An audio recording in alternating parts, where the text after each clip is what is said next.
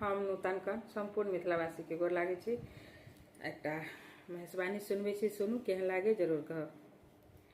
मिली गेलै सजनी के सजन माँ, देखू हे बहिना।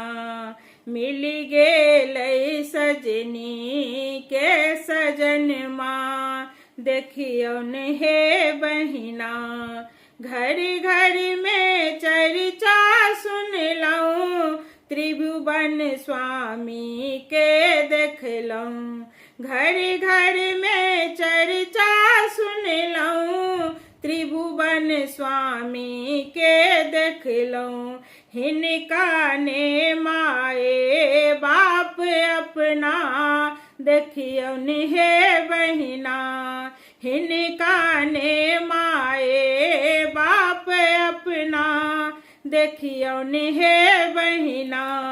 घर ने घरारी सुनलौं, बन नाही तन नाही कपड़ा देखलौं। घर ने घरारी सुनलौं, तन नाही कपड़ा देखलौं। भोजन करै छथि भांग धतूरा, देखियौन हे बहिना। भोजन करै छथि भांग धतूरा, देखियौन हे बहिना। इहे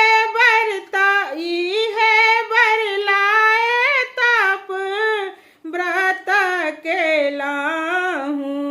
अन्न छोड़ी हवा पीबी रहलहुँ, देखियौन हे बहिना।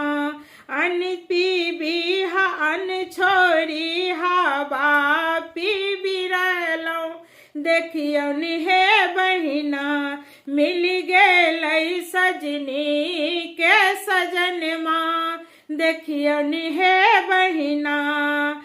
बर के देखै छथि मैना, थर थर काँपै छथि। बर के देखै छथि मैना, तर तर काँपै छथि।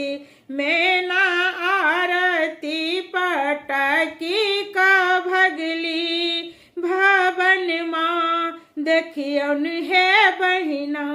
देवो में महादेव भोला परम दयालु, देवो में महादेव भोला परम दयालु।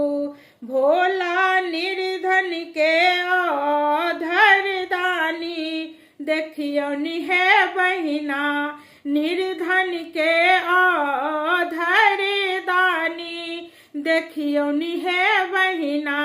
मिल गेलै सजनी के सजन माँ, देखियौन हे बहिना।